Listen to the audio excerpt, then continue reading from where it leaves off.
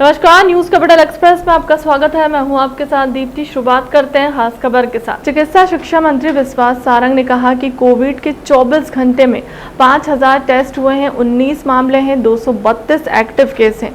छोटे बच्चों के वैक्सीनेशन का विस्तार कर रहे हैं। नगर उदय कार्यक्रम पर कहा कि शिवराज की विकास की सरकार है, शहर से लेकर ग्रामीण क्षेत्र में विकास कर रहे हैं। स्ट्रीट वेंडर्स को लोन दिया गया है, पानी बिजली की व्यवस्था की जा रही है। कम्युनिटी हॉल से लेकर हॉस्पिटल तक बन रहे। मुख्यमंत्री संजीवनी क्लिनिक स्थापित हो रहे हैं। शिकारियों के तीसरे एनकाउंटर पर कहा कि शिकारियों को संरक्षण देना कांग्रेस की आदत है। देखिए, हम सब उत्साहित हैं। सालों से नंदी बाबा जिसकी प्रतीक्षा कर रहे थे वो बाबा प्रकट हुए हैं और कल पूर्णिमा के दिन बाबा का प्रकटोत्सव हुआ है। यह हम सबके लिए बहुत प्रसन्नता की बात है और निश्चित रूप से आक्रांताओं ने जिस प्रकार से हिंदू मंदिरों को चोट पहुंचाते हुए ऐसे कृत्य किए थे, अब उसकी परतें खुलना शुरू हो गई हैं। परंतु ओवैसी जैसे लोग तथ्यों को नकारते हुए तुष्टीकरण की राजनीति को इस देश में बढ़ाने की कोशिश कर रहे हैं। मैं ऐसे तत्वों को चेतावनी देना चाहता हूं। जब इतिहास में कुछ गलत हुआ है, अनर्गल हुआ है, तो लोगों को उसको ठीक करने का मौका भी मिलना चाहिए। दुनिया का हर देश अपनी संस्कृति को बचाने का काम करता है।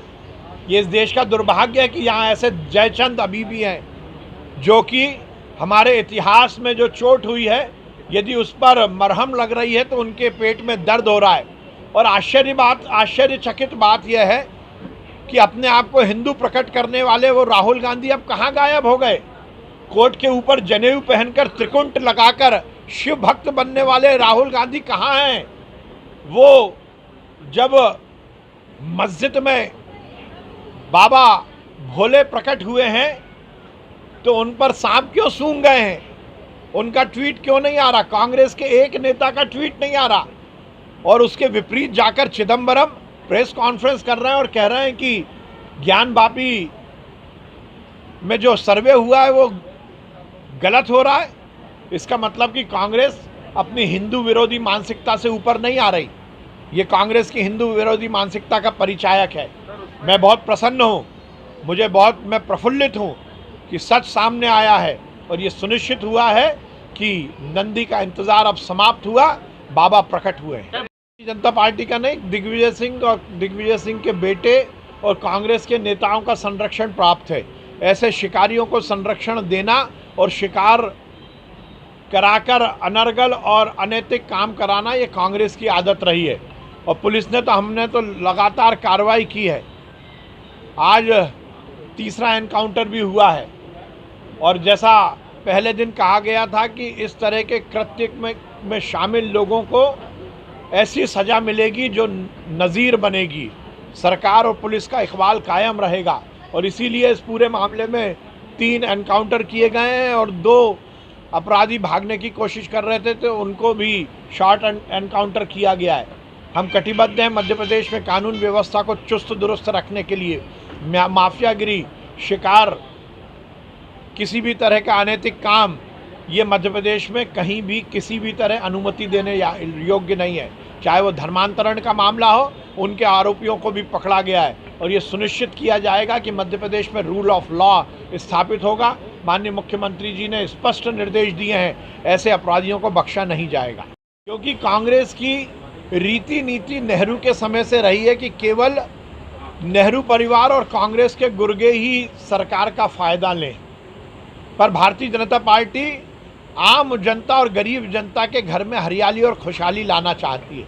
इसलिए कांग्रेस कितना भी प्रयास करे, कितनी भी अनर्गल हरकतें करे, हम जनता का लाभ देंगे और हम गरीब जनता के लिए हमारे खजाने को खोल कर रख देंगे। संबल योजना गरीब जनता के घर में खुशहाली लाने का बहुत बड़ा प्रकल्प है। कांग्रेस कितनी भी विरोध करे, संबल योजना चलेगी और गरीब को उसका लाभ मिलेगा। उन्नयन, उत्थान, ये हमारा लक्ष्य है। शिवराज जी की सरकार में नगरों का विशेष रूप से विकास हुआ है। चाहे हम सड़क, पानी, बिजली, नाली की बात करें या शहर में रहने वाले लोगों को उचित स्वरोजगार उपलब्ध कराने की बात करें। स्ट्रीट वेंडर योजना के तहत लाखों हमारे भाइयों को लोन दिया गया है। हर क्षेत्र में रोड का जाल बिछाया गया है। पेयजल की समस्या को पूरी तरह निदान हो सके उसके लिए पूरे प्रयास किए गए हैं। सीवेज और ड्रेनेज का नेटवर्क संपूर्ण प्रदेश के हर शहर में विस्तृत रूप से लागू किया गया है। कम्युनिटी हॉल से लेकर हॉस्पिटल, कॉलेज, स्कूलों का उन्नयन और अब स्वास्थ्य की व्यवस्थाओं को और चुस्त दुरुस्त करने के लिए संजीवनी क्लिनिक के माध्यम से लोगों को उचित स्वास्थ्य व्यवस्थाएं उपलब्ध कराने का काम हमारी सरकार कर रही है। और आज नगरोदय कार्यक्रम के माध्यम से इन सभी विकास की योजनाओं का शुभारंभ माननीय मुख्यमंत्री जी के कर कमलों से होने वाला है। शहर के विकास में भारतीय जनता पार्टी ने विशेष योगदान दिया है। नरेंद्र मोदी जी का जो सपना है कि हमारे शहर दुनिया के किसी भी शहर की प्रतिस्पर्धा में आगे रहें। स्वच्छता अभियान में मध्य प्रदेश ने बहुत अच्छा काम किया है। इंदौर लगातार स्वच्छता के मामले में नंबर 1 आ रहा है। मध्य प्रदेश के और नगरीय क्षेत्र लगातार विकास की गति में आगे बढ़ रहे हैं। आज नगरोदय कार्यक्रम के माध्यम से करोड़ों रुपए की सौगात माननीय मुख्यमंत्री जी के कर कमलों से मध्य प्रदेश की शहरी क्षेत्र में रहने वाली जनता को उपलब्ध कराई जाएगी। ये निश्चित रूप से हमारा विकास और कल्याण के प्रति जो कमिटमेंट है उसकी कटिबद्धता को स्थापित करता है। और आज का दिन मध्य प्रदेश के इतिहास में दर्ज होगा जब करोड़ों अरबों रुपए की सौगात मध्य प्रदेश की शहर की जनता को माननीय मुख्यमंत्री जी देंगे। बिल्कुल आएगा। देखिए, अब तो धीरे धीरे सभी चीज़ें सामने आएंगी और मैंने जैसा कहा कि दुनिया का हर देश, हर संस्कृति, हर सभ्यता अपने इतिहास में यदि कहीं कुठाराघात हो गया है तो उसको ठीक करने का अधिकार रखती है और ये अधिकार हिंदुस्तान की जनता को भी है।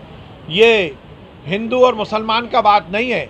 यदि आक्रांताओं ने, यदि औरंगजेब ने अपनी हठ धर्मिता के कारण हिंदू मंदिरों पर आक्रमण किया था तो निश्चित रूप से वो ठीक होना चाहिए।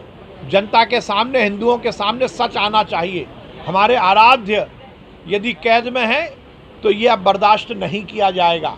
और मुझे ये कहते हुए प्रसन्नता है कि अब ये स्थिति बनी है कि इस तरह से जो इतिहास में कुठाराघात हुआ था वो अब ठीक हो रहा है।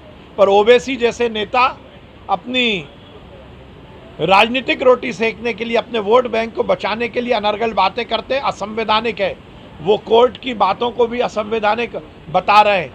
पर इससे ज़्यादा पापी कांग्रेस के नेता हैं जो इस पूरे मामले में आप साफ सूंघ गया। एक कांग्रेस के नेता का बयान नहीं आया। मैं राहुल गांधी, प्रियंका गांधी, सोनिया गांधी से पूछना चाहता हूं, आप बहुत बात करते हो गंगा मैया की पूजा और अर्चना उत्तर प्रदेश के चुनाव में प्रियंका गांधी कर रही थी। मध्य प्रदेश के चुनाव में राहुल गांधी ने त्रिकुंट लगाकर कोर्ट के ऊपर जनेऊ पहनकर अपने आप को शिव भक्त होने का प्रमाण देने की कोशिश की थी। अब कहाँ गए वो शिव भक्त राहुल गांधी? अब कहाँ गए दिग्विजय सिंह जो कहते हैं कि मैं बहुत बड़ा हिंदू हूँ? अब कहाँ गए कमलनाथ जी जो कहते हैं कि मैं शिव भक्त हूँ? अब कहाँ गए वो कांग्रेस के नेता जो चुनाव के वक्त हिंदू होने का नाटक नौटंकी करते हैं? ज्ञानवापी के सर्वे के बाद जो तथ्य सामने आया है उससे हमारे इतिहास में जो अनर्गल हुआ है वो तो ठीक होगा ही, उसके साथ ही कांग्रेस जैसे तथाकथित हिंदुओं का भी कलई खुली है जो केवल वोट के लिए हिंदू बनते हैं। मानसिकता हिंदू विरोधी है।